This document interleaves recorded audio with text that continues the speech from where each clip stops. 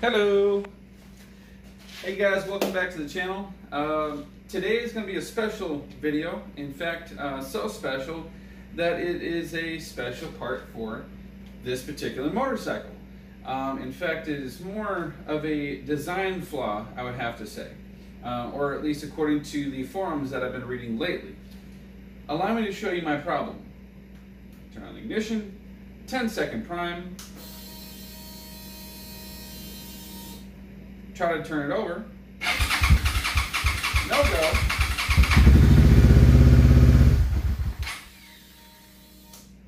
And it dies. Ladies and gentlemen, I'd like to present to you the SV325 problem.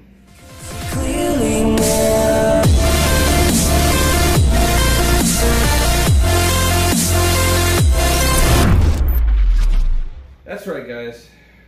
I now have an SV325. Alright, picture this. You just get off work, it's pouring down rain, you got your gear on, and you're fixing to hop on your bike to go home.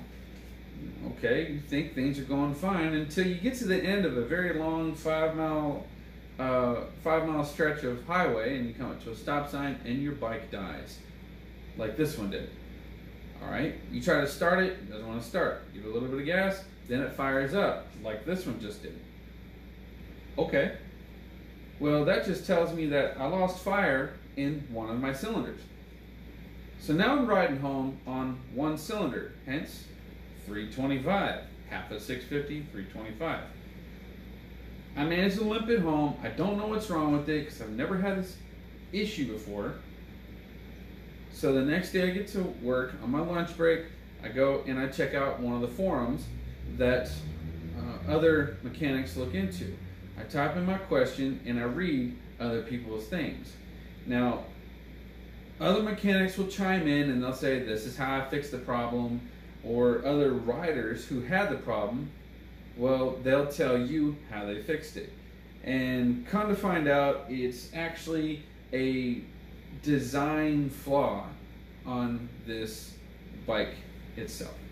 And frankly, it's a stupid little thing. It really is. And I'm going to have to show you. I really am. It's something so easy, but so easy to overlook. Alright, so first things first, I got to turn the bike so I can show you guys the right side. So let's do that. Move this. Make sure this is clear. And let's rotate the bike.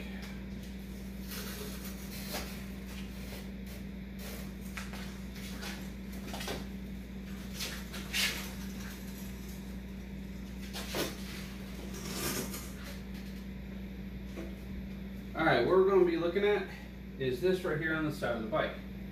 Let me show you. So let's take a closer look. Alright. The whole problem starts with everything up front. Alright? Now what they say is number one cylinder is right up here. And the spark plug is on the top of the block, which is back here. Now, in a rain or heavy rain, the water from the tire gets slung up here like this, and it gets thrown up inside. Straighten that out. There you go.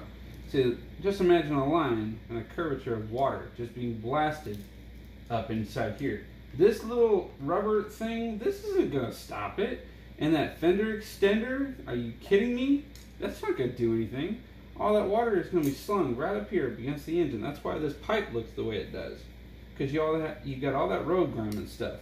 So anyway, that water comes up inside here, and it hits right on top of that spark plug cap. Now it's supposed to be a metal cap over the hole itself, preventing it. What they call here is a spark plug well, and it's about this deep. All right. Now, what I want to point out is the thing that they have been talking about on the actual forums. And they say, did you check the cap, which is up here? Yes, I checked the cap. Do you have fender extenders, which would be another piece that connects to this fender here, No, I do not have fender extenders. Okay. 3. Is your drain hole unplugged? What drain hole? Who knows about the damn drain hole? I didn't know about the drain hole. I guess apparently I'm the dumbass who didn't know about the drain hole. Let me show you what the drain hole is. Okay. Your drain hole is right freaking here. Yeah, that little thing right there. That right there is a freaking drain hole. So easy to miss. I mean, it is the size of maybe a BB, if that. Probably. Maybe a little bit bigger.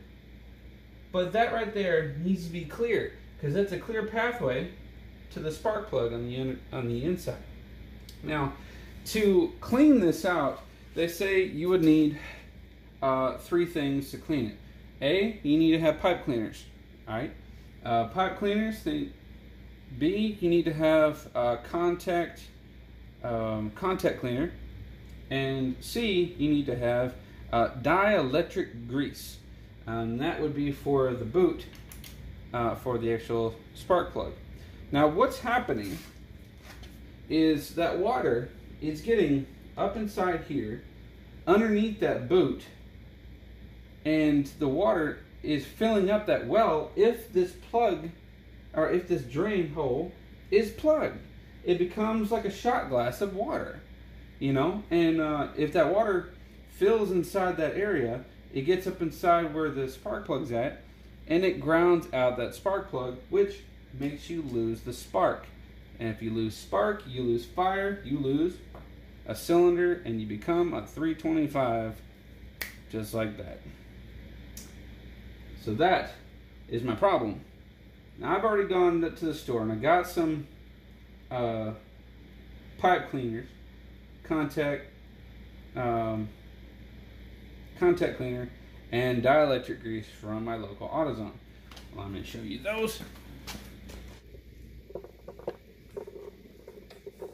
Got all 3 items. Pipe cleaner, I got that from Walmart for 88 cents.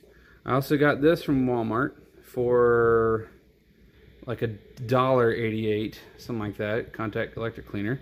And then my AutoZone for like 75 cents for both of those. So, I mean, these 3 items may in fact help my engine run again for less than $5. I mean, come on. Well, I can't complain. All right, look.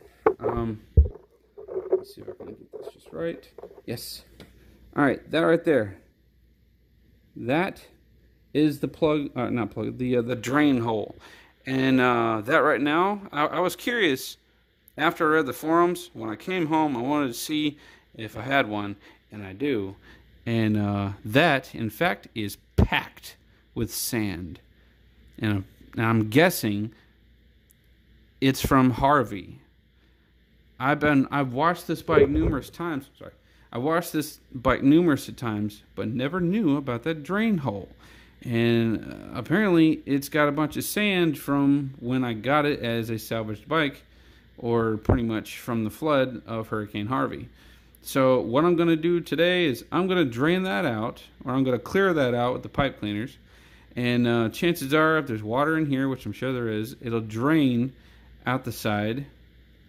And I'm going to use a contact cleaner, clean the inside of the chamber or the spark plug well, and then I'm going to put the dielectric grease inside that boot for the spark plug. Because yesterday, this bike ran fine for about 2 miles, and then this cylinder died out again. So I'm thinking that it just acts up periodically. Now, here's the problem. Okay, with the 325 problem, or the SV325 issue, is if you're riding the bike and you notice you've lost a cylinder, you're going to want to like roll on the throttle so you can get some power to get it going. Well, once that power fully returns, you're going to go from like 10% power to 100% torque. And the bike will jolt out from under you, and it might get away from you. So don't be turning any corners. If this bike is giving you some issues, you baby it, you stand on the clutch, you take your time. Try to, just milk it as you get home, all right? I found out the hard way. Apparently this bike has got some stupid torque still, even though I changed the sprockets on it. And I even had my sister on the back, and she wasn't paying attention. And the bike jolted forward. She reached up and grabbed me, and she said, "What was that?" And I said, "Well, I got my cylinder back, and then I lost it again." So we were able to limp it back home on one cylinder. But yeah, just a heads up, guys. If you lose that cylinder, be prepared for the other cylinder that you just lost to come right back. It may come back, it may not. And if it does, be ready, because you don't want that kind of surprise, especially on painted surfaces, on slick surfaces, on turns. It's whatever. Just be careful. Use caution. All right, so here we are zoomed in on the side of the bike. This is where the actual drain hole is at, which is right here. It's that. Let's get some better light on it. There you go. And then we'll zoom in on it so you guys can see what it looks like. See all that sand packed in there? Look at all that crap. I've never messed with it. Didn't even know it was there.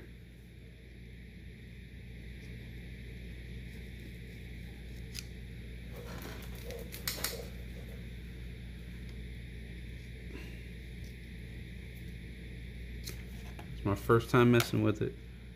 That's sand.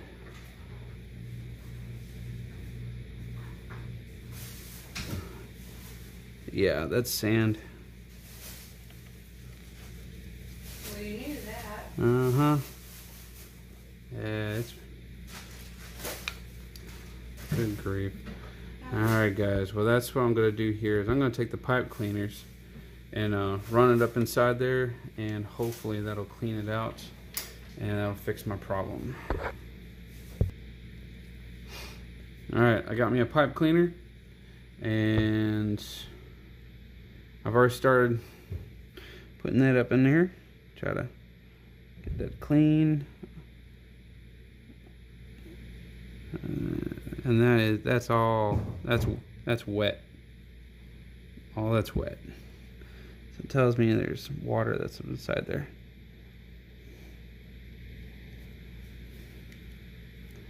I can't believe I missed this detail.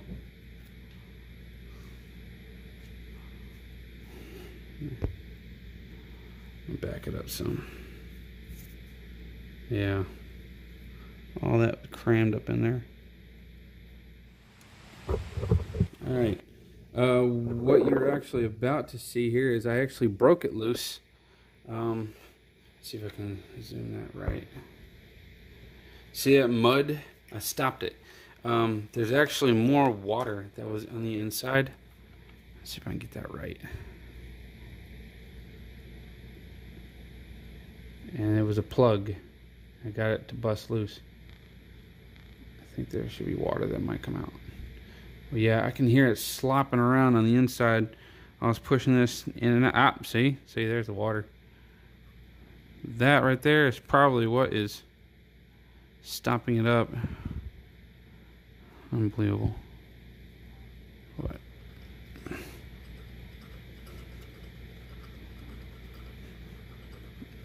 Let's move it back and forth, clean that crap out.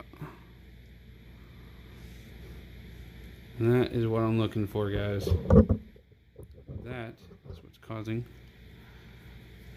my engine to stall out. Now that I moved over to the left side of the bike, in order to get to that right there, let's see, where's it at? There we go. This right here. Okay, this is your spark plug wire right here. I mean, it's hard to see because I got a radiator in the way, but this is spark plug wire, and that is dead center of the top of this head. So that has to come out. In order to get that out, I highly suggest you take this bolt on the other side of this bracket. You'll see it right over here, right there. You take this bolt out, and then this little plastic cover itself, there's a 10mm nut on the underside. Just pop that off and rotate it to the side, and you can actually take this radiator and hinge it forward, and it'll give you access to this spark plug. Now with that bolt over there removed and the one that holds this plastic cover in place, you can now move the radiator back. And you can move it back just enough to stick your hand up in there and pull the spark plug cap off, or pull the boot off the top of the spark plug. It's going to be a little difficult with this camera right in the way, so I'm just going to tell you what I'm going to do first. You see this black hose, not the plug wire, but the black hose. I'm going to disconnect that first so I can get my fingers around it to get a good grip and pull it out. So what I'll do is I'm just going to go ahead and pop that off real quick.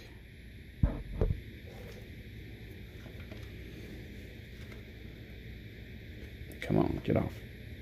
There you go. Just going to pull that off. It just pulls free. See, just like that. And then top of the spark plug, twist it if you can, and pull straight up. All right, we got it loose. And see all that water? See that water? That's what I'm talking about right there. That's our problem. I don't know if you guys can see. Bug, go away. Alright. Yep, that's my problem. That's why I have 325. And I guarantee I've got water up inside that cylinder. Let's see if I can zoom. I'm gonna try. Oh yeah, that sounds better. There is water in there, mud and junk. And what that does is that grounds out your spark plug, and that is not good for me. Alright, so what I'm going to do is I'm going to take that spark plug out of there, take it out. I'm going to clean it. I'm going to put dielectric grease inside this because clearly that's wet. The water got to it. You can see the rust. So I'm going to address this issue, and I will show you once I'm finished. Now what I actually meant by I'm going to take it all out and clean it was I'm going to take like shop rags or some paper towels and shove them down in that hole so I can absorb all that water and whatever muck that's down inside the cylinder, the spark plug well. But I'm not going to take out the spark plug, okay? If you take out the spark plug, all the junk that's in there will fall inside the cylinder, and when you go to fire it up, you run your risk of damaging the engine itself. So don't do that. Clean the inside first, and once you are guaranteeing that there is no water left in there, then you can probably take the spark plug out and address that matter.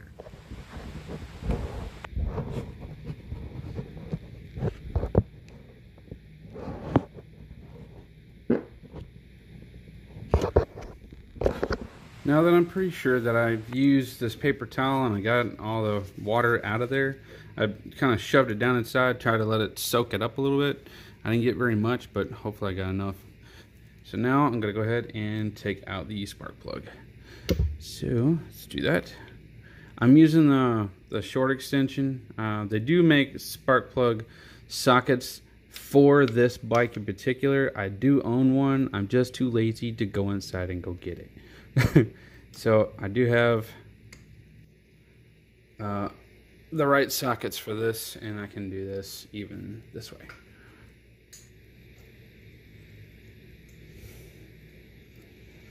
it doesn't come out this way, I do have a magnet I can use to pull it out.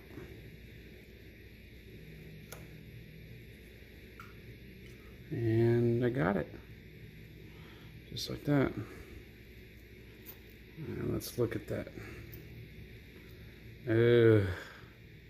All that mud and grime. That's dirt. That tells me I still got junk down inside there. God, I didn't want to do that, but you know, it's alright. Don't forget to clean the boot. That's got all that water on it. See how it's all rusted, dirty and stuff? Yeah. That just tells me that some water and dirt got past it, but you know, that's alright. Just a slight flaw in their design, that's all. That's totally fine. It still works, it's cleanable. Rock on. Now, let's just set this. Oh. I pushed up on this. You see water bubbles come up right here. See that? You can't. Yeah. There's water. There's water getting in that.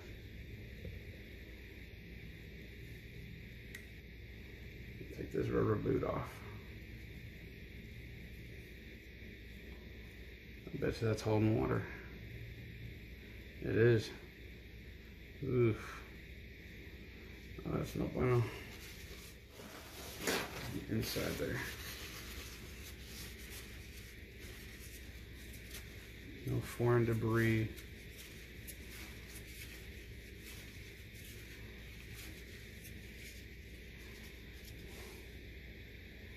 I think we're good.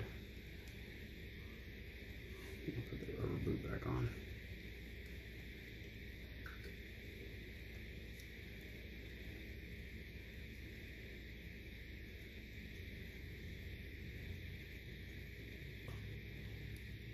Okay, that's good.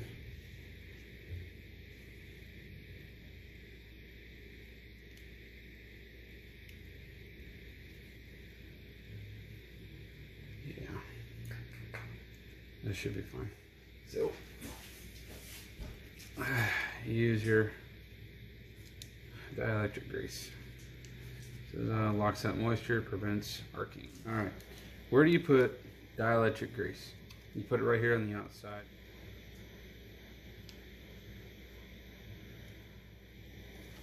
Frankly, I'm going to put a lot on there because I don't want this issue to happen again. Okay, before I put that back in there, I actually put anti-seize on the threads, and there's dielectric grease on the outside of the boot, or outside of the spark plug. Alright, I put grease all around the inside. I also kind of packed it inside the actual boot itself. So, and when you go to put it back, there's an arrow on the top of the actual boot. The arrow points toward the front of the bike or down to the ground, or in this case, it's toward the front and down to the ground. And when you push the cap back on, make sure you push really good, or push down pretty hard, and get a good seal, hear it click. Just, I mean, make sure you get a really good seal. You hear that? I'm pushing pretty hard, but not too hard. Not too hard. That vacuum hose, don't forget to reconnect that. This hose, vacuum hose. Now that that is done, let's try to fire it up. Let's see what happens. Alright guys, I've been working on this bike now for about maybe close to an hour. But this job, if I didn't do any recording, it would probably take me about maybe 10 minutes, 10-15 minutes to fix all this.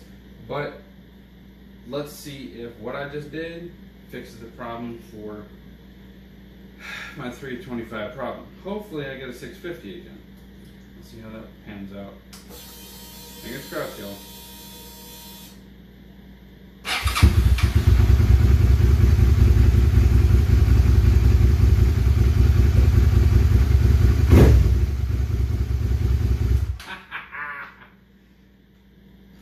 And there you have it, folks. Absolute proof that for less than $5 you can fix a SV325 back to a 650. Oh man, I'm good to go. Damn, I'm happy. Alright guys, and that's going to be a wrap for this video. Hopefully this video helped you guys out if you guys have this very same problem. It worked for me after reading the forums and applying what I learned from that to the bike. I am now back up to 650 standards, and SV325 is a thing of the past. I don't have to worry about that. Hopefully this video has helped you guys out in some way. If it has, let me know. Throw some comments my way. I've definitely found this to be rather helpful and very easy to do. I got it done in about even 10 minutes with my own personal work, minus the actual video work. Please don't forget to like, share, comment, and subscribe to my channel. And hopefully this video has helped you guys out. And if you are somebody who has a bike that has the SV325 problem, man, hopefully this works for you guys. If it doesn't, check your coils. If your coils are fine, chances are after that it'll be electrical, which will be either your computer or most likely going to be your stator. Check your stator, see if that's going to be it. Well, that's going to be a wrap for this video for this evening. I appreciate you guys watching another episode of SV Cruiser. Thank you for watching. Good night.